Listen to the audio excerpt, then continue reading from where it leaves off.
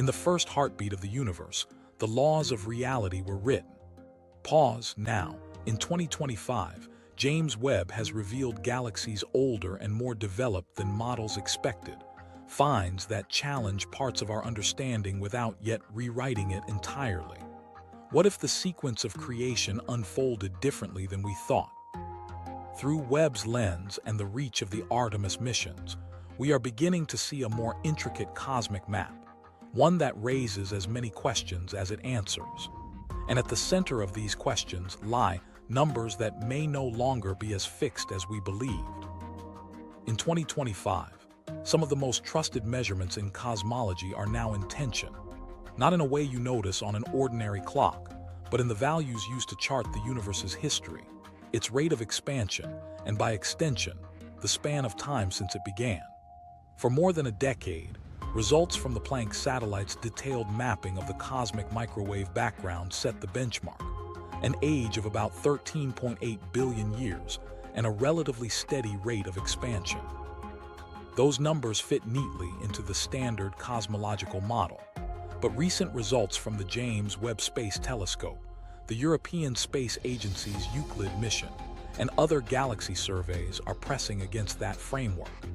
The tension is not a matter of replacing one age with another, but of incompatible answers emerging from equally robust methods of measurement, a problem now known as the Hubble tension.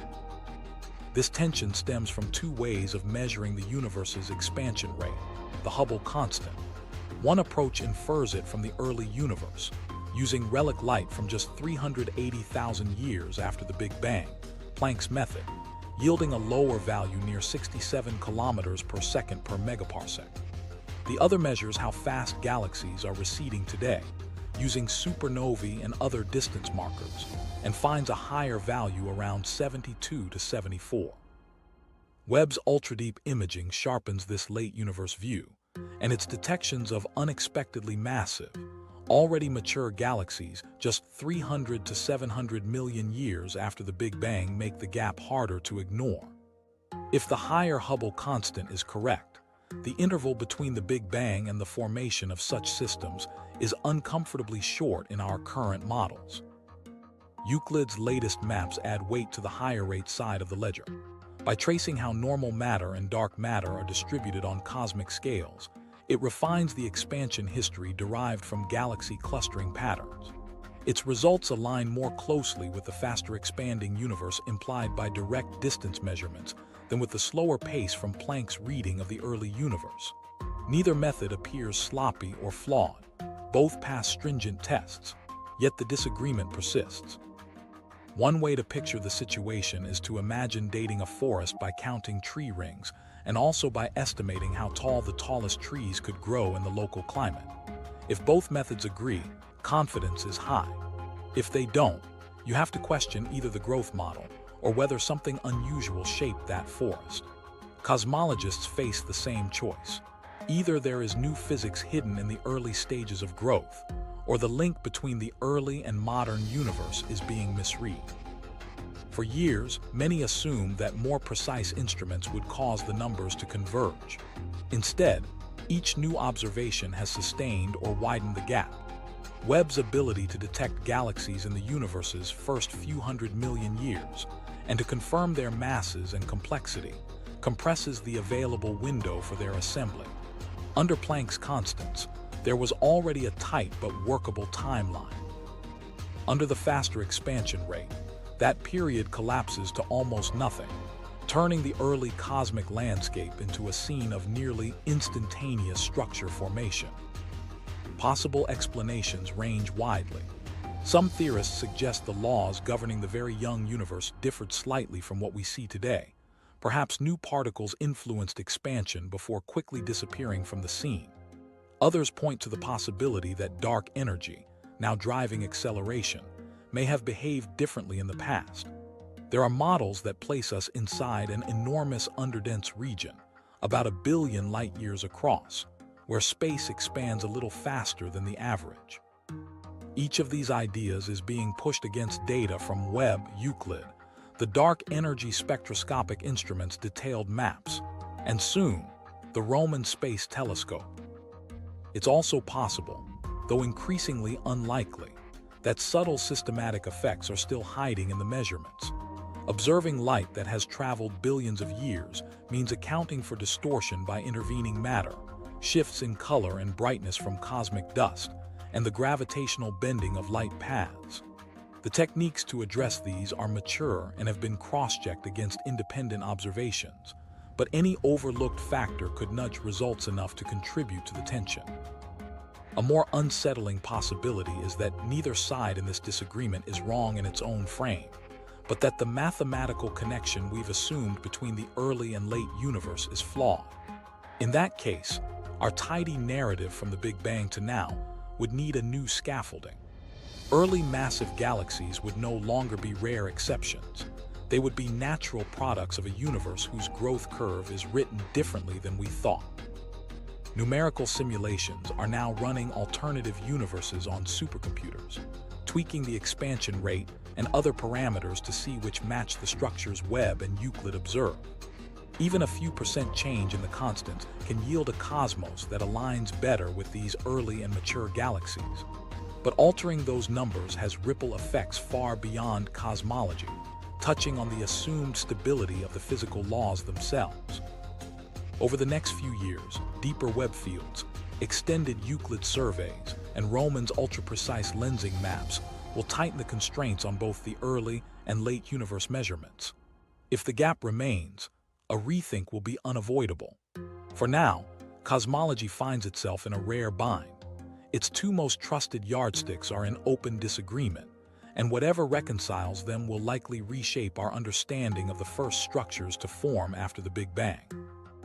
And while those debates play out on the scale of the universe, another set of observations is drawing attention to the chemistry and resources that shaped smaller, more familiar worlds, evidence that may also rewrite the timelines we thought we understood. The puzzle of ancient water. Across the planets and moons we've studied, water continues to surface in environments once thought to have been dry for most of their history. What has shifted is not just the reach of our instruments, but the depth of the timeline we can trace. In 2025, in situ rover measurements on Mars, laboratory studies of Martian meteorites, and the planning of upcoming returned sample campaigns are converging with new lunar analyses under Artemis to sharpen the isotopic clues. Together, these studies suggest that the story of water in our solar system reaches farther back and is more intricate than we expected. Embedded in rocks, frozen in shadowed ice grains, and locked within mineral veins are chemical ratios that hold the imprint of that history. On Mars, the deuterium to hydrogen (DH) ratio in hydrated minerals is acting as one of those key fingerprints. This ratio, the relative abundance of hydrogen's heavier isotope, varies between sources, allowing scientists to distinguish between water from comets, asteroids, and planetary interiors. Many comets, like Halley, have higher DH than Earth's oceans, while certain carbonaceous chondrite meteorites match Earth's values more closely. Martian meteorites and rover analyses reveal DH signatures that point to an era before Mars lost most of its surface water to atmospheric escape. Within some mineral inclusions are traces of water dating to the formation of Mars's earliest crust, hinting that at least part of its water inventory was incorporated during the planet's birth, not delivered entirely by later impacts. Evidence from the Moon is adding to this complexity. Artemis crews and robotic scouts at the lunar South Pole are probing permanently shadowed craters where ice can persist for billions of years. Long assumed to originate mostly from cometary impacts, some isotope measurements of lunar samples now suggest a more mixed origin. Patterns in certain deposits are consistent with inputs from asteroid-type sources, or even intermittent degassing from the Moon's interior, alongside cometary delivery. The proportions remain uncertain, but the data are enough to challenge the idea of a single, external source dominating the Moon's frozen reserves. Bringing Earth into the comparison reveals an even deeper timescale. Tiny zircon crystals found in ancient Australian rocks have been dated to about 4.4 billion years ago, just 150 million years after Earth formed, and their oxygen isotope ratios indicate interaction with liquid water at the surface. This single fact supports the idea that Earth's water cycle began astonishingly early, surviving the planet's turbulent youth. That, in turn, strengthens the case that at least some fraction of a planet's water can be primordial, tied directly to the materials from which the planet accretes. These strands of evidence, ancient Martian inclusions, mixed-source lunar ice, and Earth's primordial zircons, feed into a long-standing debate.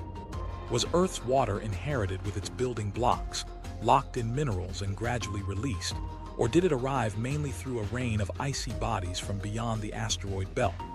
Modern measurements blur the distinction. All three worlds show signs of water from both the earliest epochs and from later additions.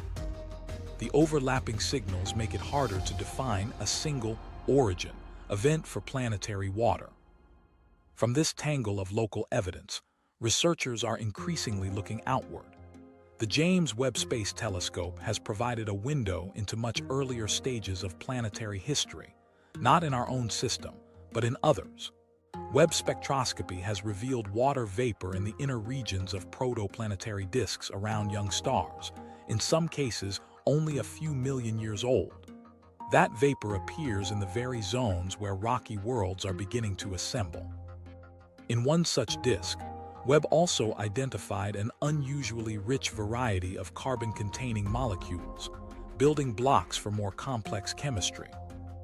Traditional models predicted that significant amounts of water in the warm, inner disk should appear much later, once icy bodies drift inward or impacts deliver volatiles. Instead, Webb is finding it present from the outset, implying that planets could begin forming with abundant water integrated into their earliest layers. Across the galaxy, this would change the probability distribution for habitable planet formation. Water might be incorporated during assembly, not waiting for a separate delivery phase. Understanding how much of that vapor condenses onto dust grains and becomes part of the growing planetesimals is now a focus. Infrared absorption features make it possible to track the vapor over time, whether it stays put, increases, or dissipates as the disk evolves. If a substantial fraction locks into solids early, those solids become seeds for water-rich planets. If the vapor is lost, later delivery mechanisms regain their importance. When this picture is combined with what we see at home, Mars with its ancient trapped water, the Moon with its isotopic patchwork, Earth with oceans seeded in its infancy, it points toward a model where water's presence during planet formation is common, not rare. The variability between worlds may stem more from what happens afterward: retention versus loss, burial versus circulation, stability versus erosion. The refinement of isotope analysis underpins all of this progress. Laboratory work on Earth can now resolve differences in isotope ratios at the scale of parts per million, sensitive enough to distinguish between different source populations and different epochs. Applying these techniques to off-world material demands extraordinary care to avoid contamination and to calibrate against independent dating methods.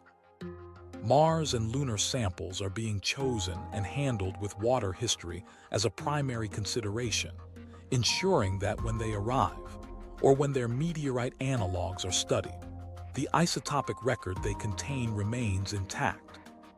Pulling together all these threads, the emerging view is of a cosmic water trail starting in the cold molecular clouds between stars, condensing into icy grains, carried into protoplanetary disks, and captured in the building materials of rocky planets. From there, it can survive surface melting, volcanism, bombardment, and atmospheric loss, sometimes in large quantities, sometimes only in traces hidden in minerals. Earth's oceans, the ice in lunar shadows, and hydrous minerals on Mars may all be expressions of the same deep and ancient supply chain. By mapping that chain more precisely, matching DH ratios, oxygen isotope patterns, and molecular tracers from local bodies to those in extrasolar disks. Scientists are closing in on an answer to how often and how easily habitable worlds gain their water. The more the evidence accumulates, the greater the likelihood that water is a natural byproduct of rocky planet formation in many systems. That does not solve the separate question of where life emerges, but it sharpens the starting conditions for that search. As we outline these histories from geologic relics and distant vapor signatures, another set of mysteries waits in the background. They, too, involve unseen influences shaping what we observe, not in the chemistry of water, but in the very scaffolding of the cosmos. Dark matter's shifting shadow. Dark matter occupies far more of the universe's mass than the matter we can see and touch, yet it remains beyond direct sight. It gives off no light, blocks no light, and its presence only reveals itself through the way its gravity influences visible matter. For decades, the leading idea has been that it consists of weakly interacting massive particles, WIMPs, that pass through ordinary matter almost entirely undetected. Deep underground, massive detectors sit in carefully shielded chambers, their ultra-pure targets waiting for a rare collision that would produce a measurable whisper of energy. By 2025, major direct detection experiments such as Lux Zeppelin in the US and Xene NNT in Italy have steadily constrained the simplest versions of the WIMP model. Each run lowers the odds that dark matter fits neatly into the most elegant and well-studied WIMP scenarios, and this lack of discovery is shifting attention to other candidates and to astrophysical observations that probe dark matter in very different ways. Among those alternative candidates are axions, hypothetical, almost massless particles that could behave more like a pervasive field than a cloud of discrete particles, and sterile neutrinos, theorized relatives of the known neutrinos that interact only through gravity. Both have their own experimental searches underway, using techniques far removed from traditional WIMP detectors. The absence of clear WIMP evidence has also created more space for the possibility that what we attribute to dark matter might arise instead from changes to the laws of gravity on certain scales. On the observational front, space telescopes are assembling a more detailed map of how dark matter seems to arrange itself in the universe. The European Space Agency's Euclid mission, launched in 2023, is producing gravitational lensing maps on a vast scale. By tracing how foreground mass bends the light from galaxies far beyond, these maps can reconstruct how much mass, and thus, how much dark matter, lies along a given line of sight. Comparing these distributions to the predictions of the standard lambda CDM cosmological model provides a crucial test of how dark matter behaves. Early Euclid results, enhanced by high-resolution imaging from the James Webb Space Telescope, are suggesting that in some galaxies the dark matter halo may be more spread out than expected. Instead of the dense outer regions predicted by simulations, the mass appears less tightly concentrated in several systems observed in different environments. If these observations hold up, they could mean that dark matter clumps less efficiently than cold dark matter models assume, or that some process, such as self-interaction, has dispersed it over time. The picture becomes more complex when looking at galaxies in the early universe. Webb has observed some massive, mature-looking systems just 500 to 700 million years after the Big Bang, structures that are bigger, brighter, and more evolved than standard models easily allow. Explaining such rapid growth may require dense early environments, altered dark matter properties, or entirely new physics. If dark matter in that era moved faster, interacted more, or formed differently than it does today, those differences would shape how quickly galaxies could assemble. The combined weight of unexpected astrophysical results and a narrowing WIMP parameter space has led some researchers to revisit theories that do away with dark matter particles entirely. Modified Newtonian dynamics, or MOND, is one such proposal. It argues that at the very low accelerations experienced at galaxy edges, gravity's pull is stronger than the Newtonian prediction. MONE can reproduce certain galaxy rotation patterns without invoking invisible mass, which keeps it in the conversation. However, it struggles to explain observations of galaxy clusters and the large-scale structure of the universe, and it does not account cleanly for the full range of cosmological data. That combination leaves it as a debated alternative rather than a dominant theory, but its persistence underscores how unsettled the field has become. An even broader implication of modified gravity ideas is that if the laws governing motion and attraction require rewriting, this would reverberate through other areas, particularly our understanding of cosmic expansion. Changes to how mass and gravity interact could tie into other known tensions in cosmology, such as the divergent measurements of the universe's expansion rate from early and late time indicators. If both the rate of expansion and the distribution of mass are behaving unexpectedly, there is a possibility they are linked through some deeper mechanism. Whether the eventual answer comes from identifying new particles or revising the framework that describes how matter and gravity work, the evidence emerging in 2025 paints a more nuanced picture than the once dominant model of cold, dense, non-interacting dark matter. The signal may not be uniform. Its distribution could shift depending on epoch or environment, or the mass we think we see could be a proxy for something still unimagined. Euclid will continue to add billions of data points to its mass maps, clarifying how dark matter is arranged from the nearby universe to billions of light-years away. Webb will keep targeting promising gravitational lensing systems, where separating ordinary and dark matter contributions is possible with high precision. Together, these instruments will determine whether hints of lower density halos are genuine or the result of early measurement uncertainties. Direct detection work is also evolving. Underground detectors are increasing in scale and sensitivity, probing interaction strengths and mass ranges far from those first targeted. Experiments searching for axions are refining resonant cavity and magnet-based methods capable of detecting extremely faint signals. Proposals for space-based searches hope to take advantage of a quieter background environment than any available on Earth. The outcome of these parallel approaches could be decisive. If both a particle is detected in a laboratory and its inferred properties line up with the unseen mass traced in lensing maps, the decades-long mystery would pivot rapidly to confirming and exploring a new sector of physics. If instead the lensing and structure formation data lead to mass distributions that resist explanation by any plausible particle, the case for modifying gravity will strengthen.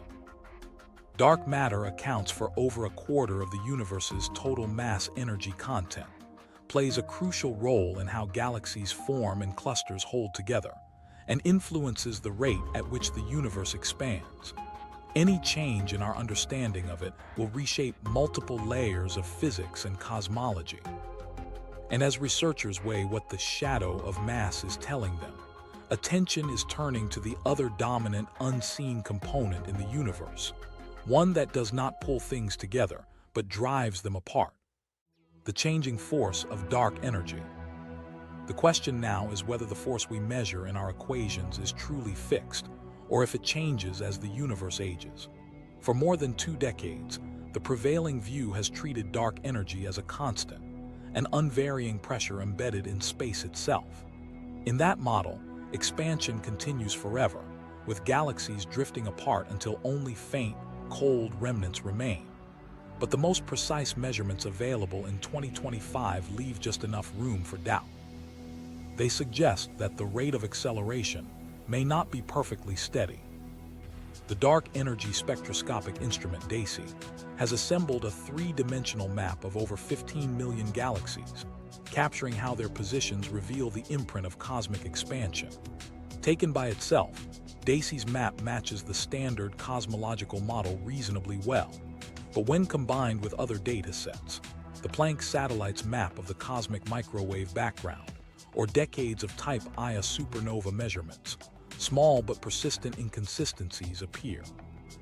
Dacey's early results, matched against these other pillars of cosmology, point toward the possibility that dark energy could be evolving over time. This signal is suggestive, not decisive. It does not overturn the standard model, but it raises questions it cannot fully resolve. Alongside this, the James Webb Space Telescope is pushing the timeline of these measurements further back. By locating extremely distant supernovae, Webb can show how fast space was expanding when those explosions occurred. High redshift supernovae serve as standard candles, their apparent brightness revealing their distance, and in turn, the state of expansion billions of years ago. Comparing those measurements to expansion rates in the more recent universe allows astronomers to check whether acceleration has strengthened, weakened, or stayed the same.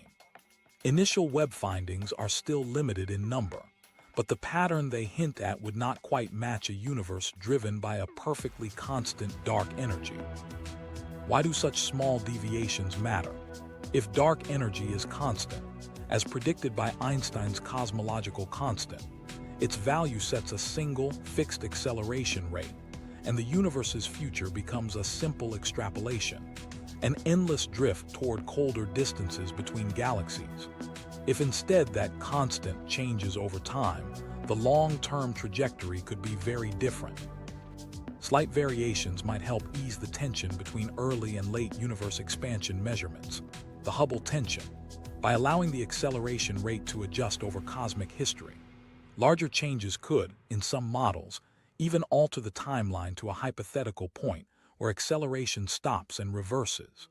Speculative versions of these models, such as those where dark energy is tied to ultralight action like particles that slowly lose energy, can produce a collapse within tens of billions of years.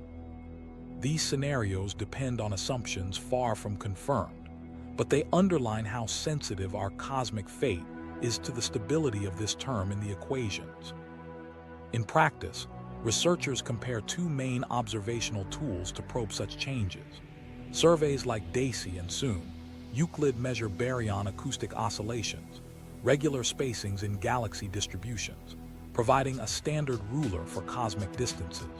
Supernova surveys from telescopes like Rubin and ground-based campaigns offer standard candles.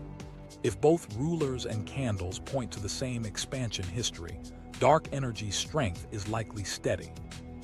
If they disagree in a systematic way across cosmic time, a variable dark energy becomes a more plausible explanation. One path beyond a fixed constant is found in quintessence models, where dark energy behaves as a slowly changing field, its influence shifting in response to conditions in the universe. This approach provides room for acceleration to vary without breaking the overall framework of relativity. It also allows theorists to adjust its properties to fit both nearby and early universe measurements, offering one potential path toward reducing the Hubble tension. The challenge is that quintessence predicts a range of possible evolutions, some subtle, some extreme, and present data are not yet precise enough to pick out one clear trajectory. Measuring such effects across billions of light years is complicated by many other influences. Dark matter's gravitational pull, the way galaxies form and merge, and the changing amount of ordinary matter in different regions all need to be modeled and accounted for. In supernova measurements, for example, correcting for the effects of dust, variations in intrinsic brightness, and host galaxy properties can shift results enough to mimic or mask slow trends in acceleration. Different teams working with slightly different samples sometimes reach different conclusions about whether there is evidence for change at all. This sensitivity explains why the picture changes depending on which data combinations are used. In some sets, evolving dark energy is favored at around the 3 sigma level, statistically interesting but far from a discovery threshold. In others, the same effect all but disappears. For now, the pattern is one of persistent hints, not hard proof. Over the next few years, incoming data will test these hints more rigorously. Euclid is mapping billions of galaxies, with the precision needed to track expansion independently across a wide range of epochs. The Rubin Observatory will carry out a deep, decade-long survey of the sky, catching thousands of supernovae each year and building an unparalleled timeline of their brightness and distance. NASA's Nancy Grace Roman Space Telescope will target Type Ia supernovae with carefully controlled calibrations, reducing the measurement uncertainties that now blur the trend. As these results arrive, they will reveal whether talk of evolving dark energy is a statistical mirage or a real feature of the cosmos. If the effect holds up, the consequences will reach beyond the late universe. Our current parameters for age, composition, and large-scale structure are all tuned to a constant dark energy term. Change it, and each will need revision. Models of the inflationary burst in the early universe might require adjustments, especially if the same physics connects that era to today's acceleration. Theorists will also need to examine how dark energy's evolution relates to dark matter, two components we measure only through their gravitational influence, and which may not be entirely independent. The alternative is that the signal we see comes from something else, perhaps imperfections in our models of how galaxies evolve, how light fades or reddens as it travels, or how gravity functions on the largest scales. Modified gravity theories, some of which can explain acceleration without any dark energy at all, remain in the mix, though they face their own challenges in matching the full spread of cosmic data. Distinguishing between these possibilities is exactly what the next generation of instruments is built to do. That we can even pose the question marks a change in the field. Just a generation ago, our observations were nowhere near precise enough to test the constancy of dark energy. The concept itself was still young. Now, with millions of galaxies mapped in 3D, subtle patterns in their arrangement, and light offer ways to check whether space behaves the same everywhere and everyone. The fact that the answer is still uncertain makes the stakes higher, not lower. If such a change exists, it would confirm that the standard cosmological model, despite its successes, is incomplete. It would place us in a universe where the long-term balance between acceleration and gravity is not yet set, and where our cosmic story may still be unfolding in ways we cannot fully predict. As new measurements push at the limits of what we can see, they are also pushing into terrains where other, even more direct questions about habitability and life might emerge from the data. Life signs beyond the solar system. Beyond refining our grasp of cosmic expansion, astronomers in 2025 are applying the same precision to a more intimate question. What signs, if any, reveal life beyond our solar system? The James Webb Space Telescope has been aiming its instruments at small, promising planets, looking for chemical fingerprints in their atmospheres that could hint at biology.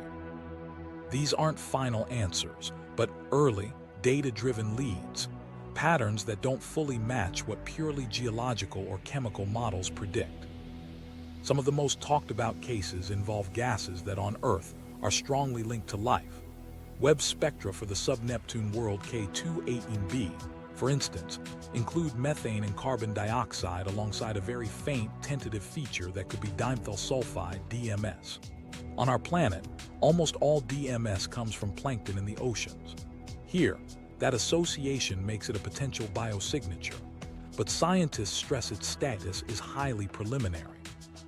The feature sits near the edge of Webb's detection limits, and several abiotic processes, volcanic release, photochemistry high in the atmosphere, unusual mineral cycling, could also produce it.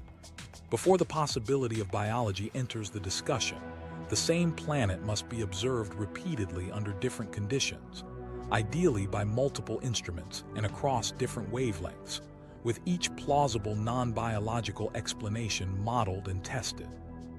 Understanding how Webb makes such detections helps explain the caution. In transit spectroscopy, astronomers watch as a planet passes in front of its star from our perspective. The star's light filters through the planet's atmosphere, if it has one, and molecules in that air absorb light at very specific wavelengths. When the starlight reaches Webb, those missing wavelengths show up as dark lines in a spectrum, the unique imprint of a particular gas. Other nearby targets are producing their own puzzles.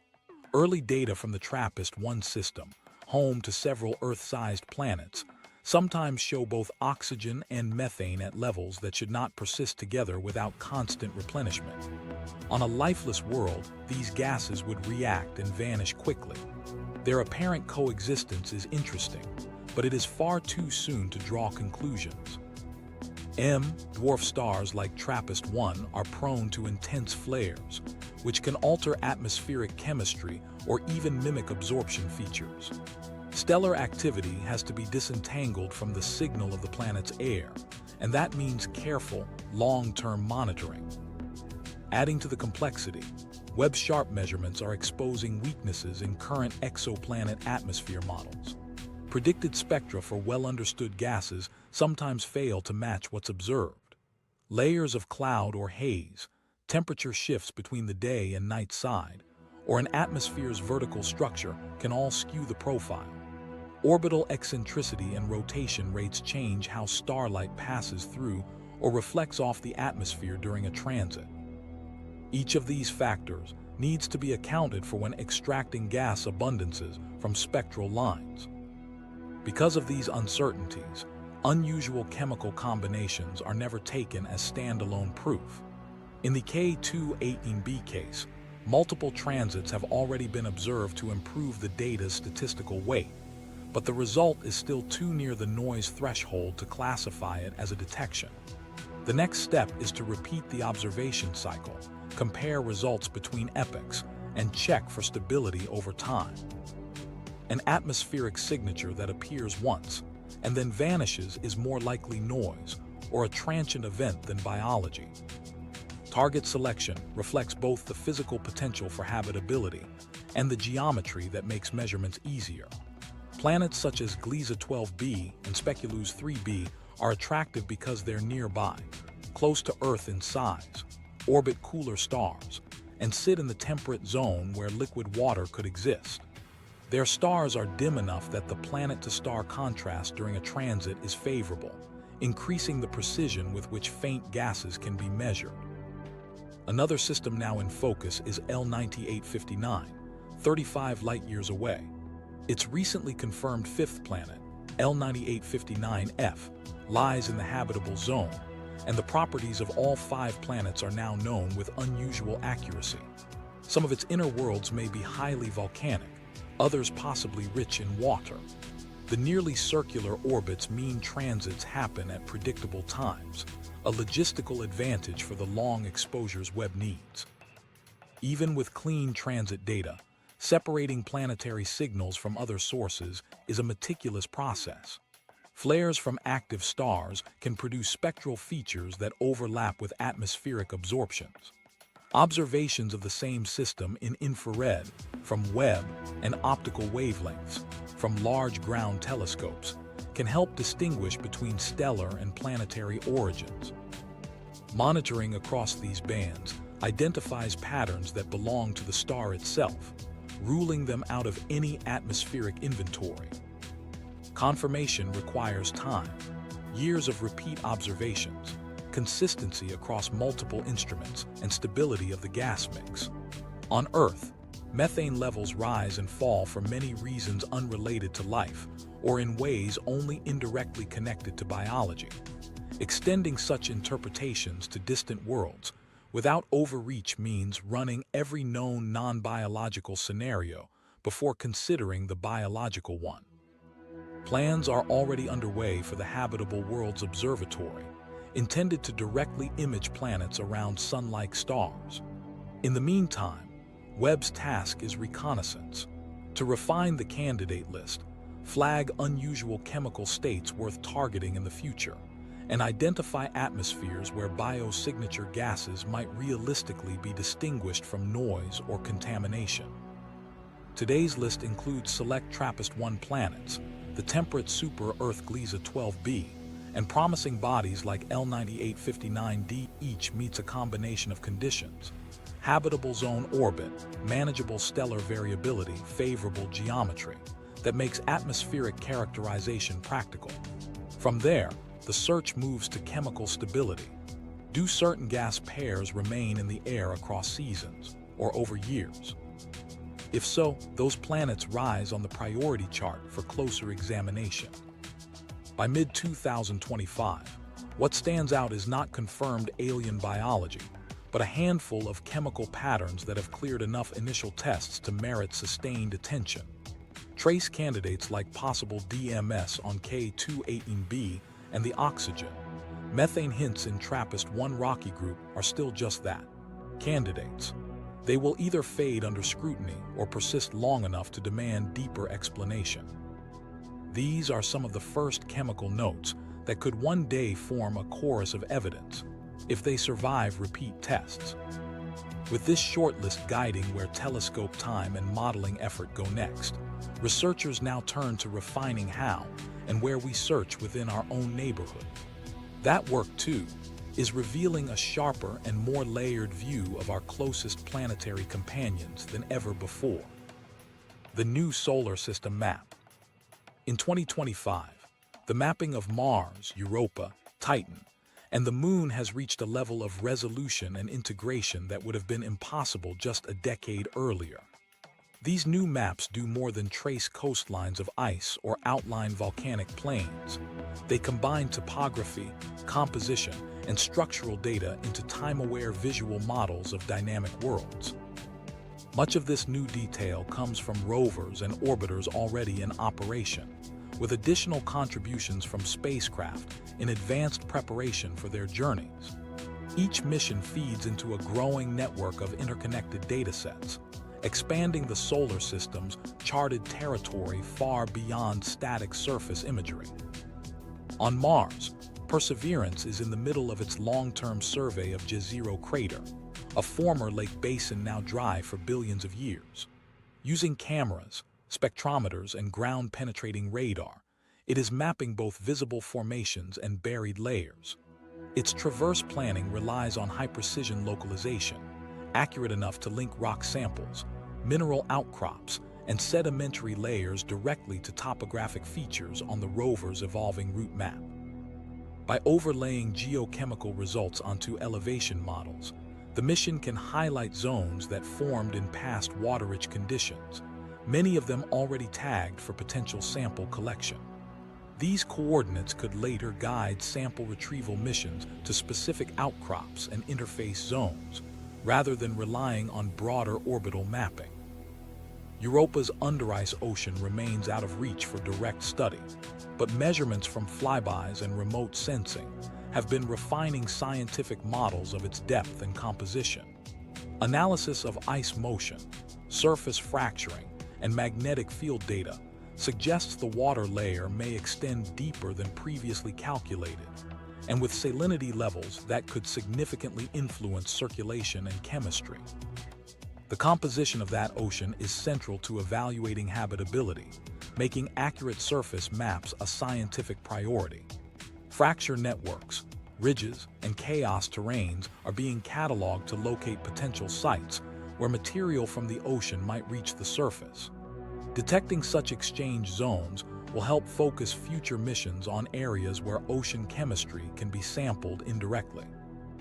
Europa Clipper, now in its final ground testing phase, will carry ice-penetrating radar able to measure shell thickness and locate subsurface lakes or brine pockets. Repeated passes will map regional patterns of ice deformation to reveal how the surface is moving over time.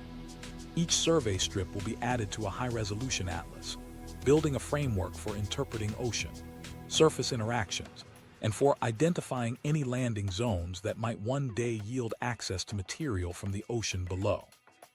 Titan's catalog is also expanding as past mission data is merged with updated synthetic aperture radar imaging, giving shape and contour to dunes, riverbeds, and the evolving shorelines of methane and ethane seas. These integrated maps show drainage networks, sediment deposits, and polar lake basins in context with compositional data, revealing zones rich in organic chemistry shaped by Titan's active methane cycle. The Dragonfly rotorcraft mission remains in the planning stage, but its likely flight routes, spanning dunes, impact craters, and possible cryovolcanic sites, are now being evaluated against these composite maps. Accounting for Titan's seasonal shifts and weather variability is essential. Features like channels or lake margins may have changed by the time Dragonfly arrives. Elsewhere in the mapping effort, the Artemis program's focus on the Moon's south polar region has generated detailed three-dimensional terrain models for prospective base sites. A combination of orbital imaging, surface traverses, and shallow drilling has charted boulder fields, slopes, and possible ice-bearing regolith deposits. Unexpected minerals have also been documented, materials that appear to have formed under thermal conditions not typically associated with polar environments. These could be fragments delivered by impacts or ancient deposits exposed by shifting terrain. Their distribution affects not only interpretations of lunar history, but also the practical planning of where to source water ice for sustained operations. Such mineral discoveries on the Moon are feeding comparative work on other icy worlds. If brief local heating events can alter ice distribution or composition in polar terrains here, similar phenomena could have occurred at the poles of Europa or Titan, and maps of those regions now incorporate this possibility. Present-day datasets are layered with reconstructions of past conditions, using mineralogical evidence as a guide to previous surface environments. The mapping tools themselves have evolved to match these demands. Data streams from imaging systems, radar sounders, gravimetric readings, and spectrometers are merged into multi-layered products accessible to teams across agencies. These are not single snapshots but 3D and time-aware models, incorporating seasonal changes, compositional overlays, and subsurface structures. The same platform can display Mars's shifting frost cover, Titan's changing lake boundaries, or Europa's fracture evolution under tidal stress. Identifying and refining landing sites for missions in the 2030s is one of the most direct applications. On Mars, layered deltas rich in hydrated minerals are high-value targets. On Europa, thin ice regions linked to exchange with the ocean are prioritized, while for Titan, the focus is on locales where organic chemistry may have been stable for geologic timescales. Each choice must balance science potential with engineering limits such as temperature, terrain hazards, and radiation exposure. Because these maps are regularly updated, they are sensitive to change over mission timelines. Dune migration on Mars can shift navigation hazards.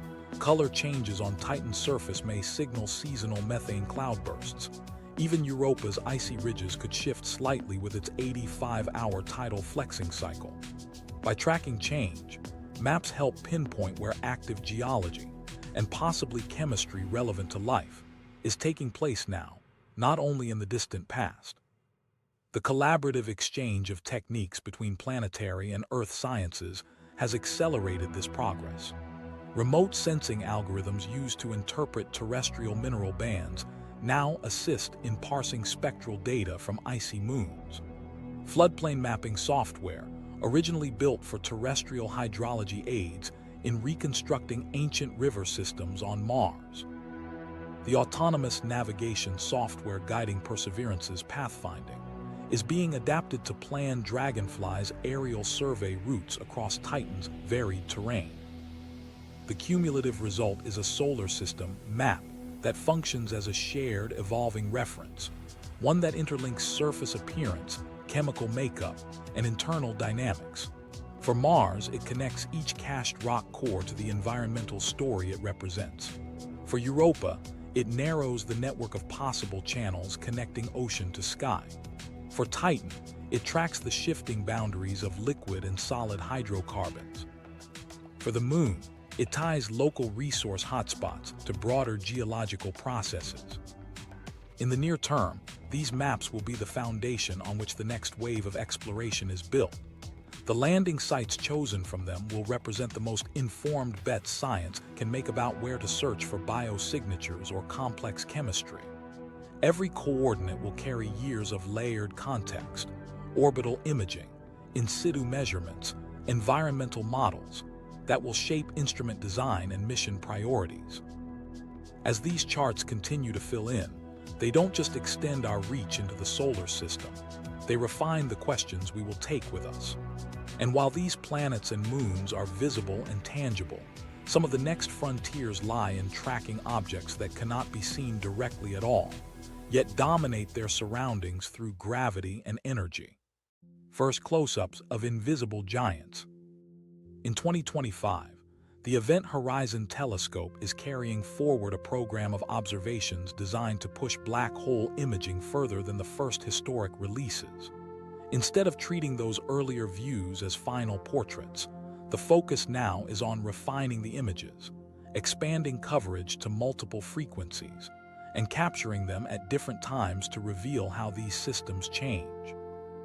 Work on Sagittarius A, the black hole at the center of our galaxy, and on M87** in the Virgo A galaxy, is part of these multi-epoch, multi-frequency campaigns. Their aim is to trace motions and magnetic structure near the edge of the event horizon, where light bends sharply and gravity dominates every process. The network behind these images remains a planet-wide collaboration. The Event Horizon Telescope is not a single instrument, but an array of radio observatories spread across several continents. Each site records incoming signals from the target with extreme timing precision, synchronized by atomic clocks. Those recordings are later combined, so that the separation between telescopes, sometimes thousands of kilometers, sets the effective resolution. This very long baseline interferometry turns Earth into a virtual telescope, capable of resolving features impossibly small for any single dish. For the most recent observing runs, the coordination extended to recording multiple frequencies in the same campaigns, allowing scientists to compare how emission changes across bands that originate in slightly different regions around the black hole. Different wavelengths carry complementary information. Longer radio wavelengths tend to arise from cooler, more extended plasma flows farther out in the disk or along the base of a jet, while shorter wavelengths probe hotter, more compact regions closer to the event horizon. By pairing those views, researchers can look for shifts in where the energy is coming from and at what scale it varies.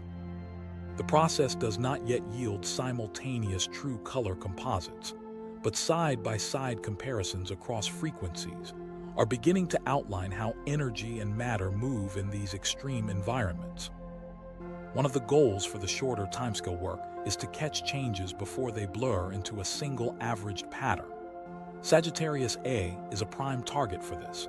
Its smaller mass means that gas in the inner disk can complete an orbit in minutes rather than days, so bright clumps of plasma can move appreciably during an observing session. The more complete and frequent the coverage, the better the chances of distinguishing real orbital motion from random variability. Repeated campaigns are gradually building a set of time-resolved images that could be used to track these changes directly. In M87**, the orbital timescales are far longer, and brightness patterns in the surrounding ring remain stable over hours. Even so, the new observations are showing that the brightest parts of the ring are not fixed year to year. By comparing images from different campaigns, scientists see shifts consistent with heated material spiraling inward under the influence of gravity and interacting with strong magnetic fields. The structure and intensity of those fields shape how matter accretes and how jets are launched from near the poles. Linking brightness changes at the ring's edge to changes in the visible jet further out is one of the clearest ways to connect processes on vastly different scales.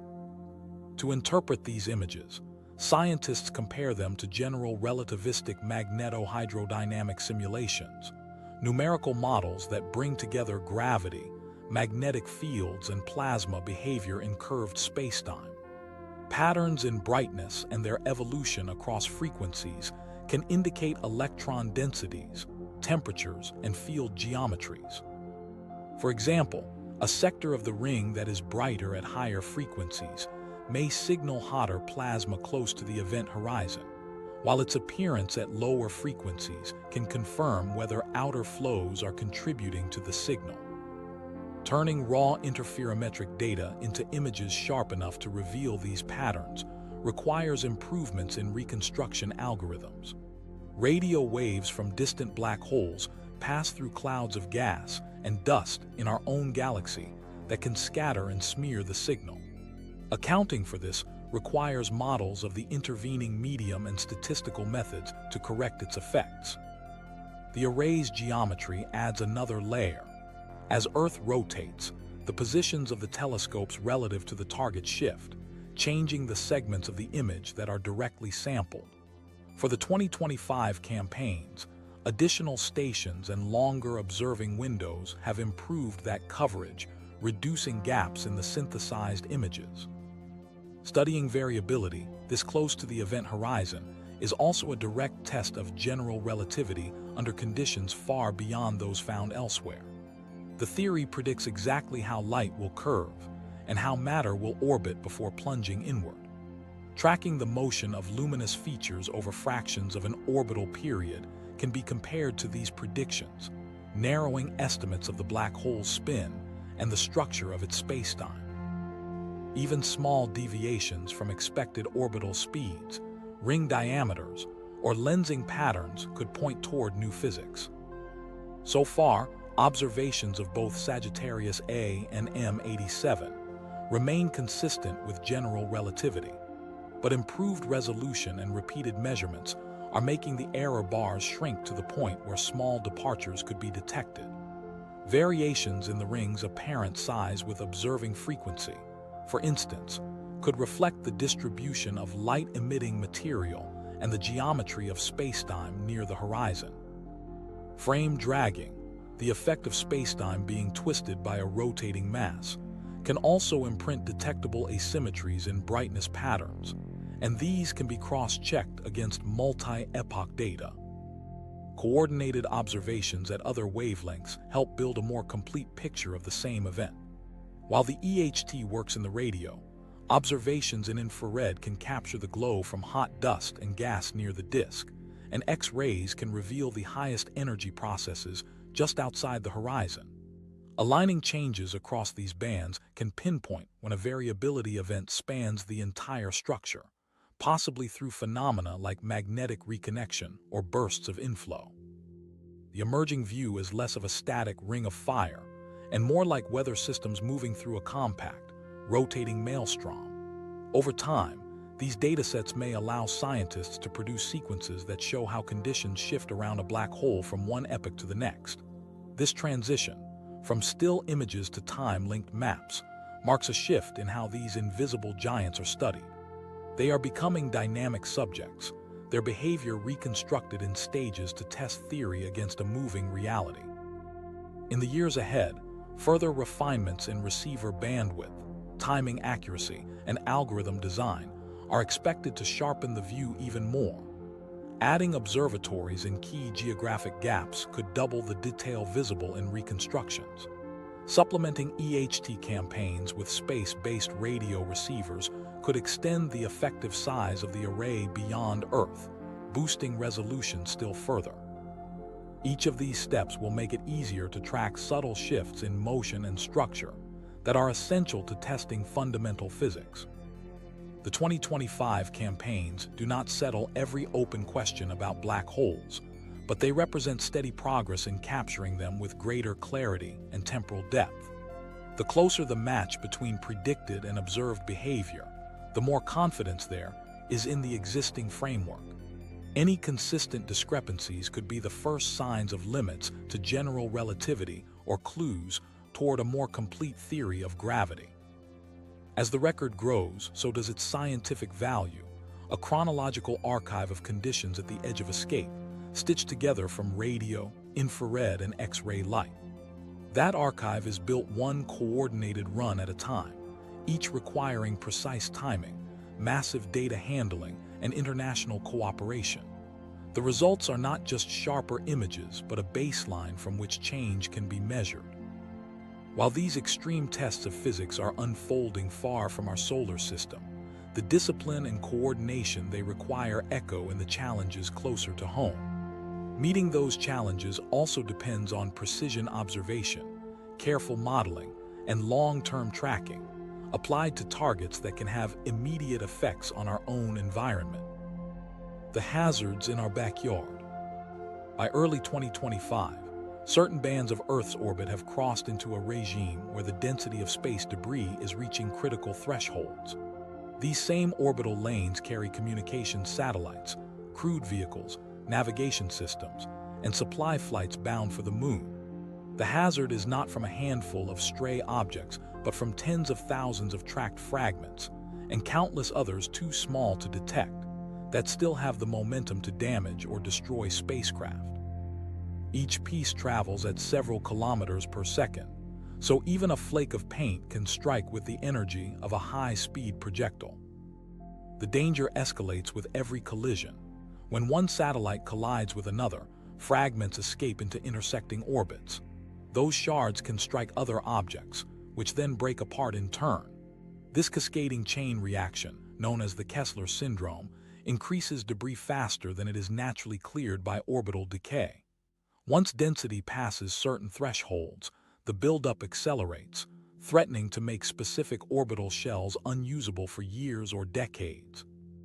For the Artemis program, which depends on a steady flow of cargo to lunar orbit and the surface, this has become a planning factor. Supply flights to the Gateway Station, and landers must now plot routes that include avoidance maneuvers against cataloged debris. Sometimes that means tweaking an orbital insertion burn, so the spacecraft crosses a busy orbital plane minutes earlier or later. Other times, it means shifting altitude to sidestep a loose cluster of tracked objects. These adjustments have become routine, folded into mission navigation as standard operating procedure. They add complexity and consume fuel, resources that could have supported heavier payloads or extended mission capabilities. The debris challenge is compounded by changes in the upper atmosphere. At the altitudes of many satellite orbits, atmospheric drag is the only natural braking force. That drag depends on air density, and density depends on temperature. Greater concentrations of carbon dioxide in the atmosphere radiate heat efficiently into space, cooling and contracting the upper layers. This contraction reduces drag, allowing debris to remain in orbit longer. Pieces that once spiraled down within a few years can now persist for decades, sustaining their potential to harm operational spacecraft. This physical link between climate change and debris persistence means engineers can no longer rely on orbits to self-clean on predictable timescales. Forecasts for debris decay now require models incorporating both climate trends and solar activity cycles. Without accurate predictions, operators face greater uncertainty in planning safe altitudes and long-term missions. Recognizing that debris avoidance is not enough, several space agencies are working on active removal technologies. Early tests are exploring multiple approaches: a capture spacecraft with mechanical arms, or a net to ensnare and guide a target into a re-entry trajectory, or ground-based and orbital lasers to gently push smaller debris into decaying paths. Each approach demands precise tracking, confident control of the target, and safeguards against generating additional fragments. Removing even a few large, collision-prone satellites from crowded regions could disproportionately reduce the risk, because massive objects can shatter into thousands of pieces if struck.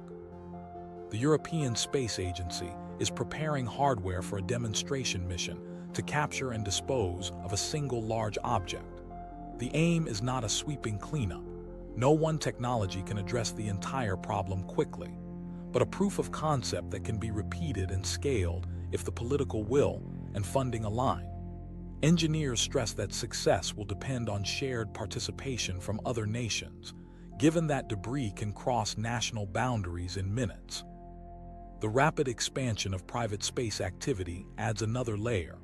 In 2025, commercial launches are setting records, with vast constellations intended for global communications and Earth observation. While these projects bring technical and economic benefits, They concentrate thousands of active and inactive spacecraft in specific orbital shells. International guidelines for deorbiting, replacement, and end-of-life disposal are still being refined. Without consistent standards and enforcement, efforts by government programs to limit debris risk being undermined by poorly managed private fleets. Tracking the debris environment and issuing avoidance alerts is the domain of organizations with global radar and optical networks, such as the U.S. Space Command. Their catalogs are updated with every detected fragment and used to project conjunctions, close approaches, between objects. Mission planners depend on these forecasts to decide when to maneuver. As orbital density increases, the number of alerts rises, adding to the workload of analysts and mission controllers. Warnings often result in near misses rather than collisions, but the safety margins required at such velocities are wide, meaning that many maneuvers must be carried out preemptively. Over mission lifetimes, the cumulative cost of these course changes grows. A spacecraft that needs to perform a handful of avoidance burns can conserve much of its fuel for science or transport. One that must execute maneuvers monthly might see its service life shortened, its payload mass reduced, or its schedule disrupted.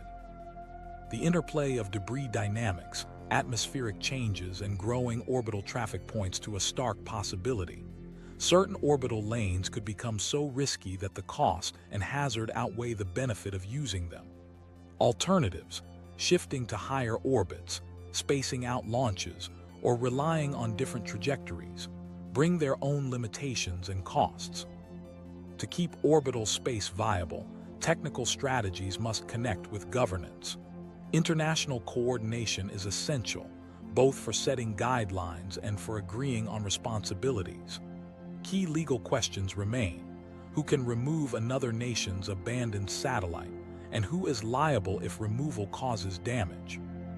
While discussions are underway, they focus at a high level on shared access and shared responsibility, avoiding premature promises of large-scale cleanup that current technology and resources cannot yet deliver. Next-generation debris maps, combining data from defense, civilian, and commercial sources, are becoming central to this effort. They catalog every trackable piece, flag priority threats, and enable removal missions to target the objects most likely to cause trouble. The first requirement, as with planetary defense against asteroids, is to know what is there and to predict where it will be. For now, spacecraft transiting the most congested orbital zones treat avoidance as much a part of the mission as navigation itself. The Artemis cargo fleet, built to expand human reach beyond Earth, must devote part of its design margin and propellant budget to sidestepping a hazard entirely of human making. Each detour subtracts from the payload delivered and can shift carefully planned timetables, small operational costs that accumulate into delayed construction or reduced capability. The same forces increasing orbital crowding are also driving a surge in the number and ambition of spacecraft leaving Earth under private ownership. That expansion promises new opportunities and destinations, but it carries its own pressures on the shared environment above our planet. The commercial gold rush. In early 2025, commercial launch manifests showed a clear shift in who is sending spacecraft into orbit and beyond. Private companies booked a notable surge in launches, cargo runs, lunar landers, asteroid prospecting craft, and dense deployments of small-set constellations. On some days, multiple launches lifted off from different continents within hours of each other, each one tied to a separate commercial objective. The payload mix reflected the expanding scope of the sector: satellites for communications, logistics modules bound for the moon, and hardware designed for resource mapping in deep space. This acceleration is changing the profile of space exploration, where the largest missions once came almost exclusively from national space agencies. A growing share now originates in the private sector. SpaceX continues to operate frequent launches, using reusable boosters to reduce cost and turnaround time, with some flights placing dozens of satellites into carefully chosen orbital planes. Its Starship development program remains pivotal to ambitions for heavier payloads and eventual crew transport to lunar and deep space destinations. Blue Origin is expanding its own reusable launch systems, carrying both research payloads and commercial satellites while aiming toward longer duration missions.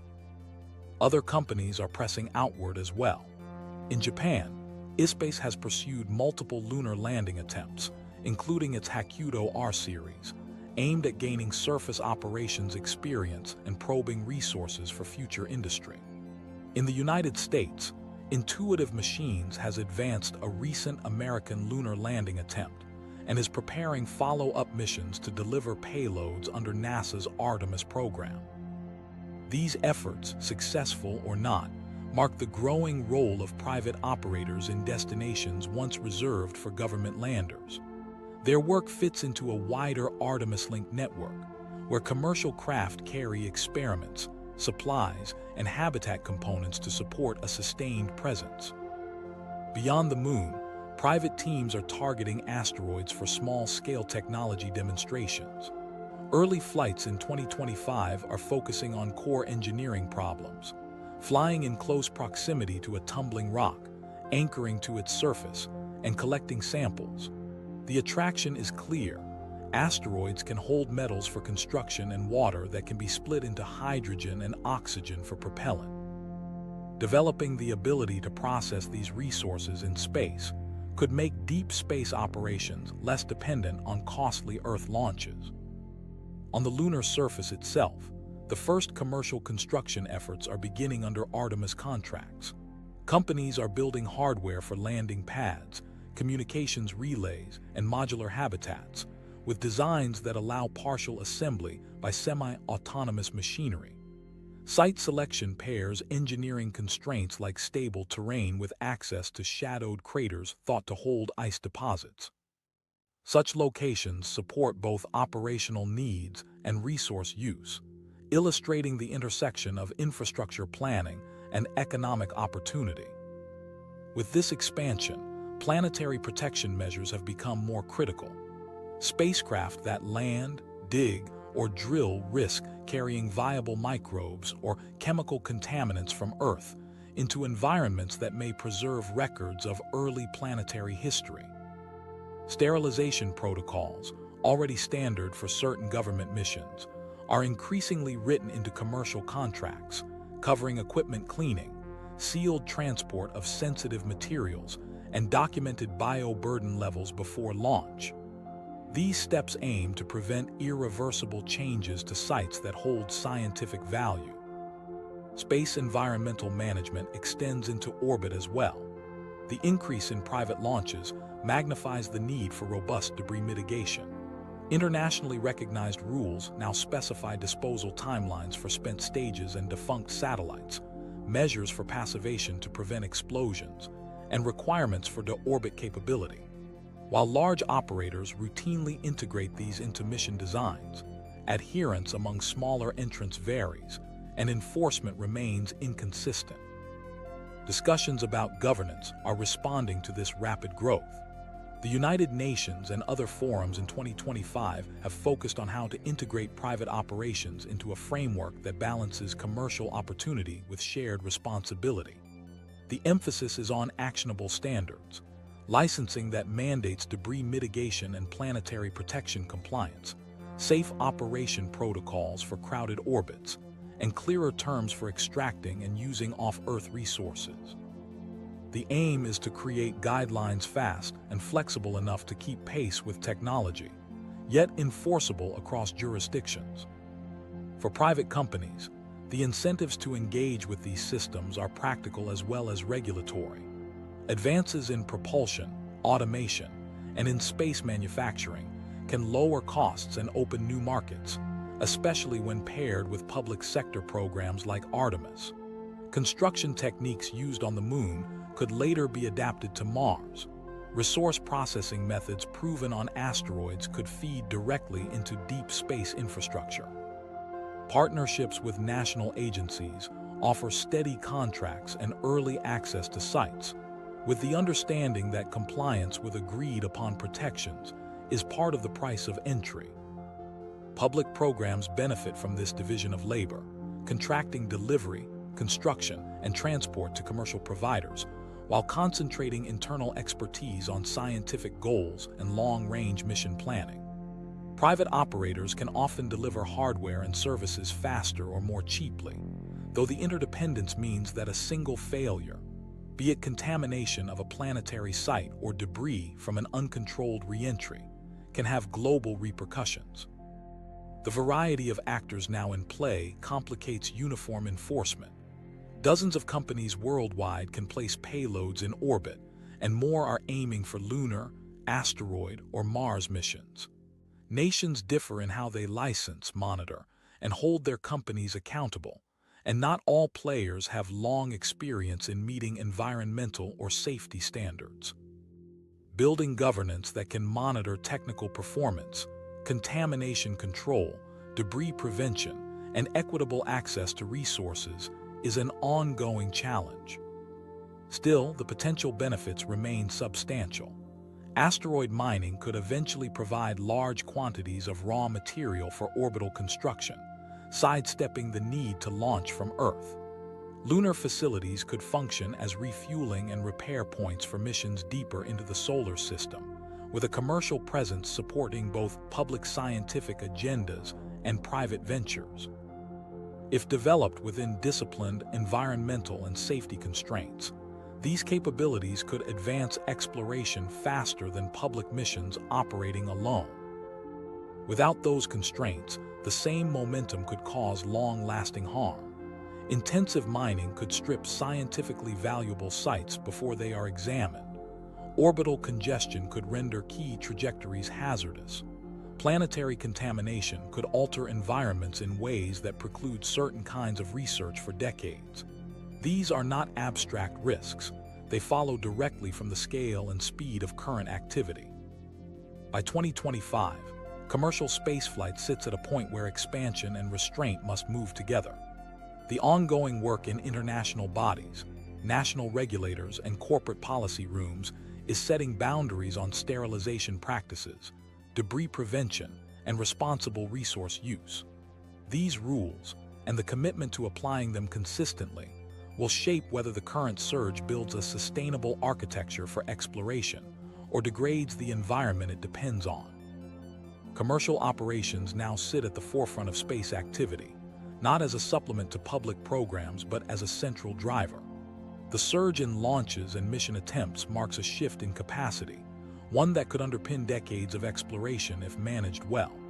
The decisions being made today, technical, legal, and operational, form the foundation for what comes next and for how far humanity can extend its reach without compromising the space it seeks to explore. Those same decisions will influence how future discoveries are placed within a wider picture of cosmic history, as new observations connect the earliest structures in the universe to the moment we are living in now. A new timeline of everything. By early 2025, work from multiple observatories is being combined into an outline of cosmic history with a precision not seen before. James Webb scans much deeper into the past than earlier telescopes could reach, recording galaxies from just a few 100 million years after the Big Bang. Euclid's panoramic surveys trace the large-scale structures those galaxies inhabited, while Dacey's galaxy clustering measurements and expansion rate data map how that structure has changed across billions of years. These records overlap in time and scale, Webb extending the front end of the sequence into the high redshift universe, Euclid and Dacey charting its mid and late stage growth, together supplying an almost continuous account from the first visible systems to the present day.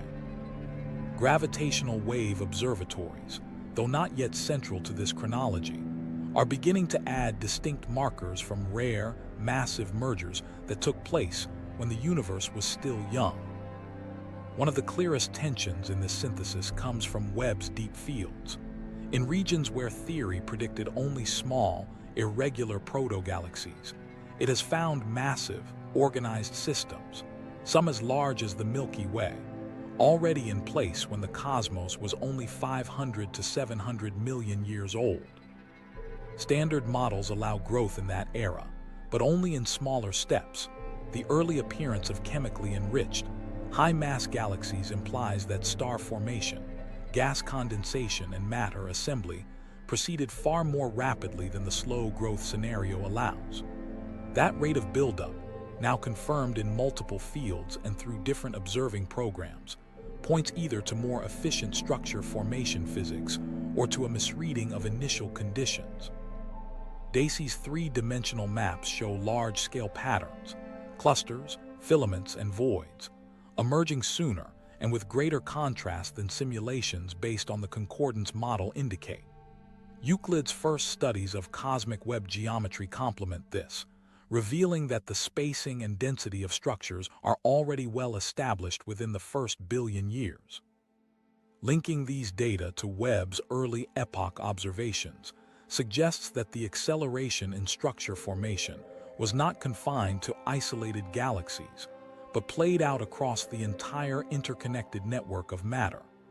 This rate of organization challenges assumptions built into decades of cosmological modeling. The reference frame anchoring all of these observations has long been the cosmic microwave background. That afterglow from the early universe fixes the starting scale for the timeline. Recent work, however, raises the possibility that its measured strength may be slightly overstated or its interpretation incomplete. Adjusting its calibration would shift the inferred ages and densities assigned to every later era.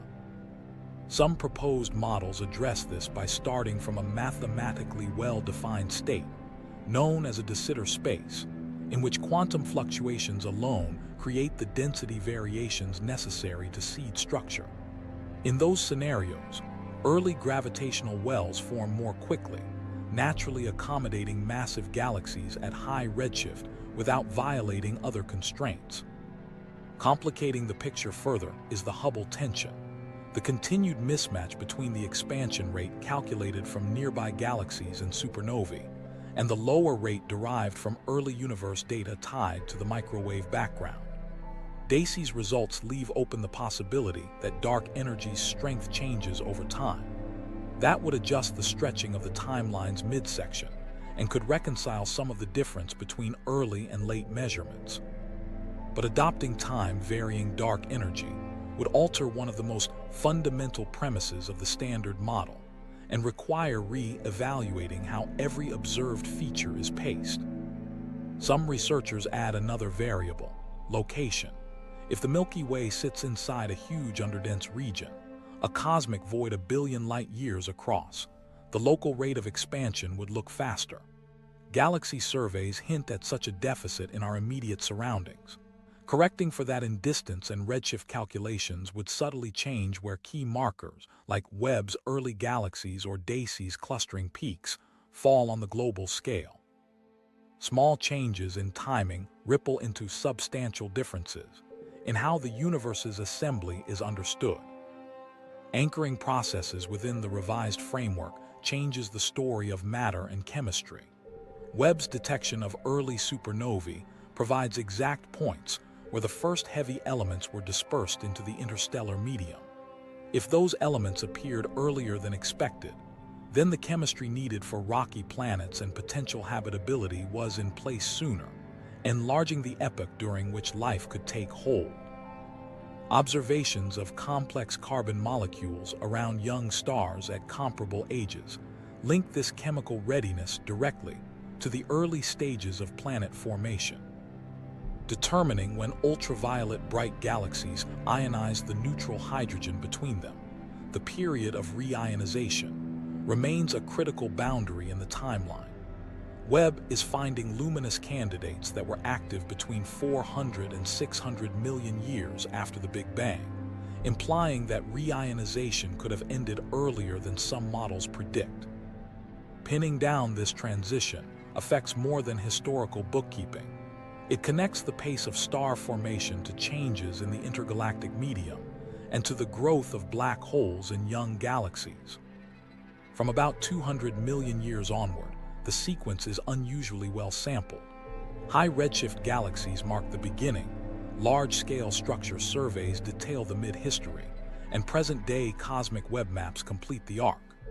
Gravitational wave detections from deep time will eventually insert their own independent anchors, dating epochs of massive object formation and merger.